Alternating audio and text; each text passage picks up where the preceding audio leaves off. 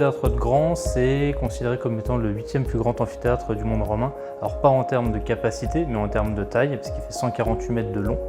Et on pense qu'on pouvait mettre entre 17 et 20 000 personnes. Et ça encore, c'est une estimation, on ne sait pas exactement combien de personnes on pouvait mettre. Et en plus de ça, c'est un amphithéâtre qui est particulier par rapport aux autres amphithéâtres du monde romain. Parce que c'est pas un amphithéâtre qui est plein, qui est fermé en disque, on est sur un demi-amphithéâtre.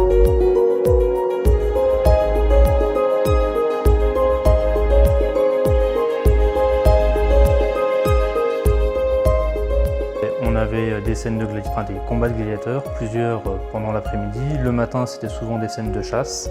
Et le temps de midi, histoire de changer un petit peu les choses, c'était des scènes de théâtre.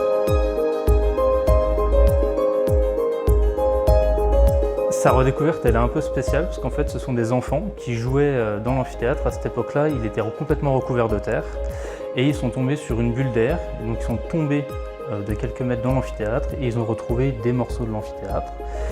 Ils sont allés voir la personne qui était la plus érudite du village, qui était leur maître d'école, qui a dit « bah oui, en fait, c'est l'amphithéâtre ». On savait où il était sans vraiment savoir, parce qu'on n'avait que les deux arches qui restaient. À l'époque, dans les années 1900, on pensait que c'était des portes de l'amphithéâtre, alors qu'en fait, c'est juste des arcades qui soutenaient les gradins. Et à partir de là, on a un grand archéologue lorrain qui va venir, qui va appeler l'armée pour dégager l'amphithéâtre, et le dégagement va durer 20-25 ans.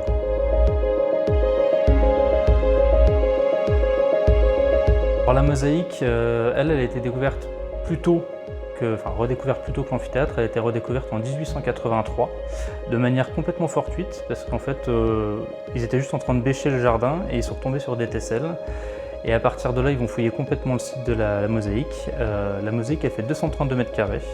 Elle pavait l'intégralité de ce qu'on pense être une basilique romaine, donc pas un lieu religieux comme on le pense actuellement. C'était surtout un lieu politique qui servait aussi de lieu de commerce.